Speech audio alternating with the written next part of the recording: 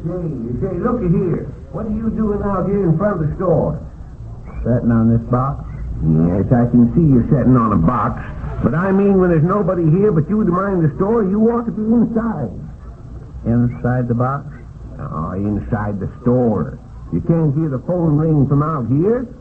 Yeah, I know it. That's why I come out. That's why you come out? So you can't hear when people call up? Yeah, if I can't hear them when they call, they can't get sore if I don't answer. Oh, I never heard such a darn fool thing. Now, you go on and get inside there and take this truck along with you. I got to go back to the hardware store. I forgot something. Well, what is that stuff you got there anyhow? It's wallpaper, that's what it is. Just on account of you, I had to buy a whole new paper. Well, is it got swans on it like the other paper? No, Lem Butler says it's an all-over design. What kind? All over. All over what? Oh, that's the kind of paper it is. Got figures all over it. Yeah, well, then you can just take it back.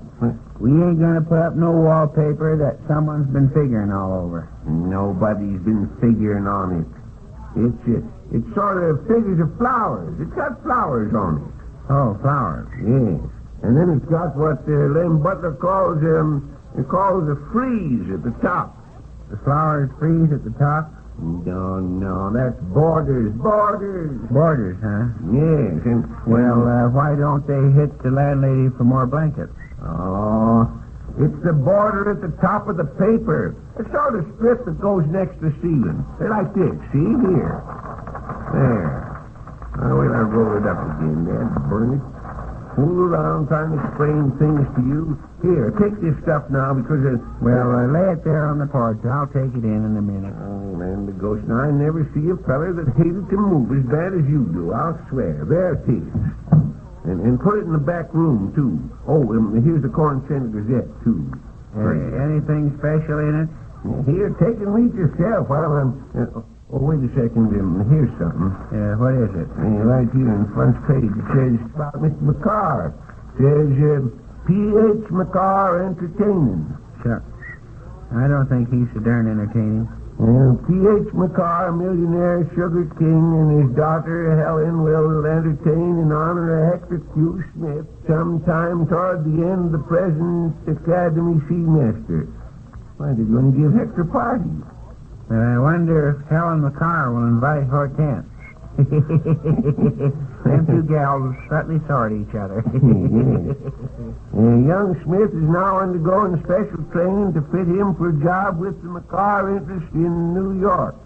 He will make his debut about... Make his what? He says he'll make his debut about... what in tarnation's boot about? Oh, I suppose it's one of them fool inventions of Hector's. Well, the debut about 2 days from today. Is that all it says? No, there's some more here. You take the paper and read yourself. I got to get back and get that roller. What roller? Oh, Lem Butler said we'd have to have a sort of roller to roll down the seams where the pieces of wallpaper come together. And I forgot to buy it. I'll be right back just as soon as I get there. Say, hold on a second. Why don't you just borrow one instead of buying it? Borrow one? Yeah. Borrow one from who? Well, Barlow. He's got one up there where he's putting up that new house of his.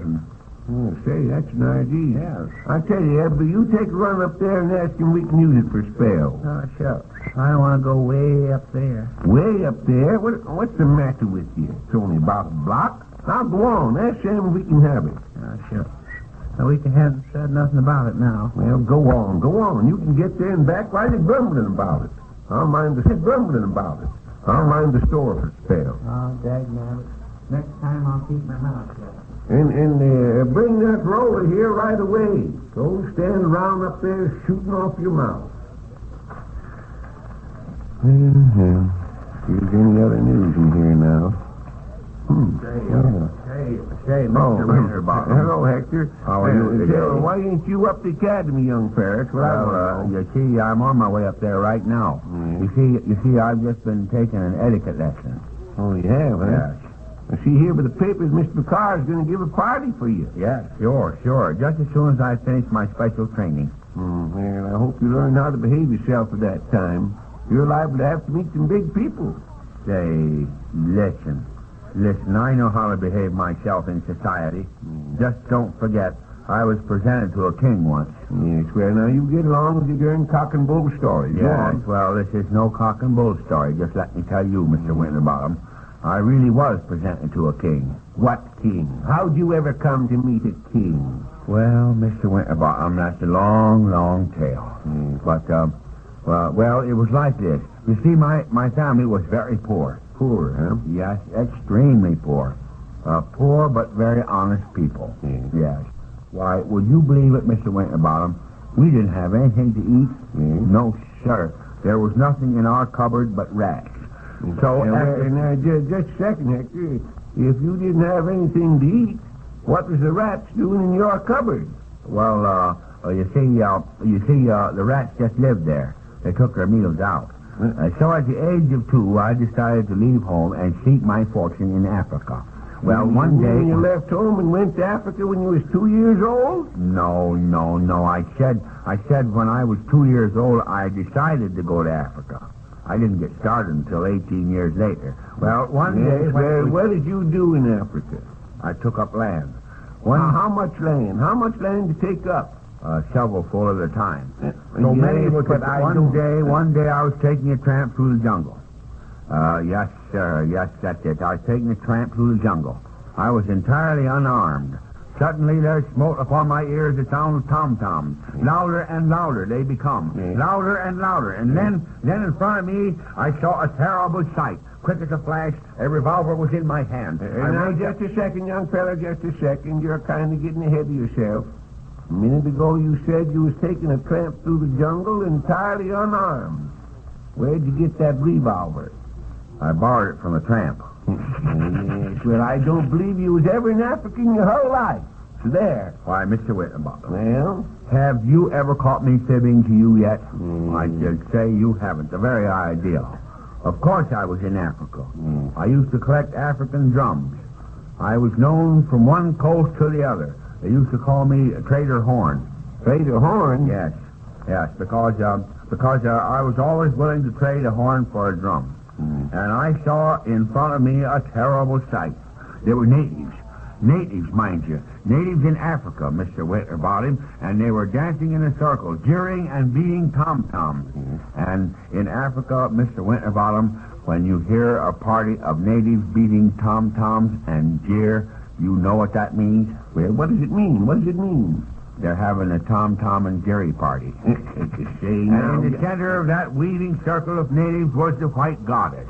A beautiful girl, what they call a white goddess. And they were getting ready to sacrifice her to the alligator. Yes, sir. I took careful aim with my revolver. And there was a sharp staccato crack. The acrid smell of burnt powder. And then I saw I'd missed. Missed? Yes. I'd forgotten that I'd bent the barrel of my revolver in order to shoot around the corner. So I missed. And by that time, Mr. Winterbottom, the natives had bound that beautiful girl. Just think of how sad that was. That beautiful girl on the back of an alligator. Bound her to the back of an alligator, and the alligator was swimming down the river. Well, what'd you do then? What'd you do? Without a moment's hesitation. You think I was as scared as you say I wasn't. I plunged into those raging waters, dived in, down I went, down. 3 downs and 4 to go. It's the Academy's ball on their own 28-yard line. Wait, what happened to the girl on the back of the alligator? Did you save her? Did you save the girl? Girl? Yeah. Oh, yeah. Yes, a girl. Yes, I saved her. But only with greatest difficulty, Mr. Winterbottom, with greatest difficulty. You see, she weighed 300 pounds. 300 pounds? Sakes alive. Yes, 300 pounds. But at last, I got her off the alligator's back. Swam with her to the shore. Returned her to her father, the king. And in appreciation, I was given a handsome gold medal. By her father, the king? No, by the alligator. Say, now that'll do, you Hector Smith. For 2 cents, what in perdition's that coming up the road there? What about? Oh, gosh. Gosh sakes, it's Mr. Peters, Mr. Winterbottom. It's Mr. Peters. Yes, it is. John, it is. Well, now... But you darn fool, you got a steamroller.